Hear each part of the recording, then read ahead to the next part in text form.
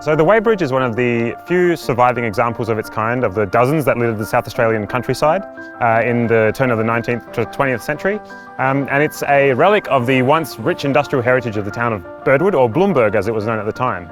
So the Birdwood Mill, which many nowadays associate with the National Motor Museum, once upon a time was a very productive flour mill called the Peerless Roller Mills, and the Florm family, who were probably the richest family in town, they owned the mill and they owned the nearby general store. And out of the general store, they ran the Weighbridge.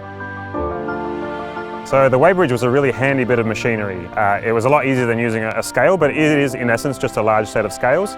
So the way it worked, you'd bring your wood that you wanted to sell to the mill, for example, you'd roll it onto the Weighbridge, they'd tell you how much it was, and it was also available for public use. So much as the Weighbridges that are still in use today, you'd pay a toll. In the 1950s it was 2 shilling, I have no idea what it is now, and you'd be allowed to use the Weighbridge.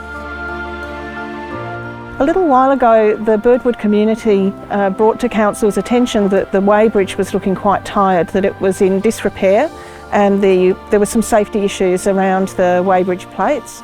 So we saw that as a real opportunity to talk to our community members and to look at finding something that really added value to the main street of Birdwood and actually delivered a really nice heritage art piece into the landscape of the main street. Hi, my name's Will Sexton and I created the Birdwood Weighbridge barrier.